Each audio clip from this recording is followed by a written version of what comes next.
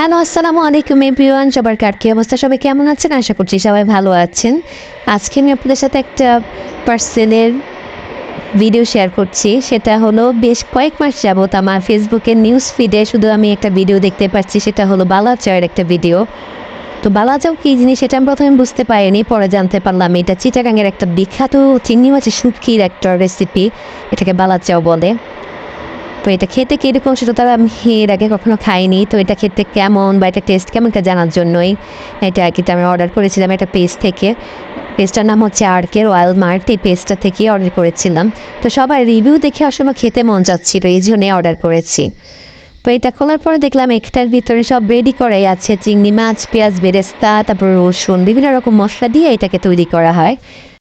আমার এটাকে চুলায় দেওয়ার কোনো ঝামেলা নেই, যে চুলায় রান্না করতে হবে, তৈরি করে ভাজতে হবে, এরকম কোনো ঝামেলা নেই। এটা পুরোটাই রেডিমেড আর কি।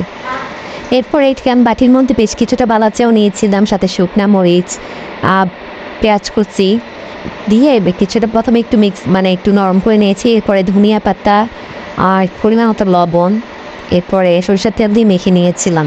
পরে দেখলাম ঝালটা একটু কম লাগছে আর কি। পরে আমি আবার এক্সট্রা একটু কাঁচামরিচ দিয়ে একটু একটু ঝাল বাড়িয়ে দিলাম। আর এটা টেস্টটা খেতে আমার কাছে খারাপ লাগেনি, ভালোই লেগেছে। যারা চিংড়ি মাছ শুটকি পছন্দ করে আর কি, তাদের কাছে ভালোই লাগবে আর কি। ঝাল ঝাল যদি কোনো ভর্তা খেতে মন চায় ইনস্ট্যান্ট, এটা চাইলে এইভাবে সহজে তৈরি করে বানিয়ে খাওয়া যাবে আর কি।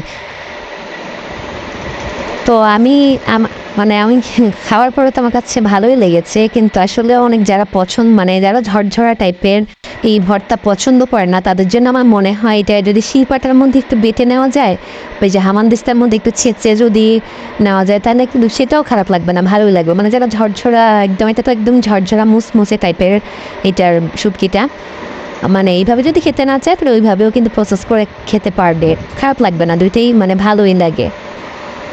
এরপরে তো আমি তাকে খেয়ে নিয়েছিলাম, আমার কাছে ভালোই লেগেছে, খারাপ লাগেনি। কারণ সবসময় তার একরকম ভর্তা খেতে বা একই রকম টেস্টের কোনো খাবার খেতে ভালো লাগে না।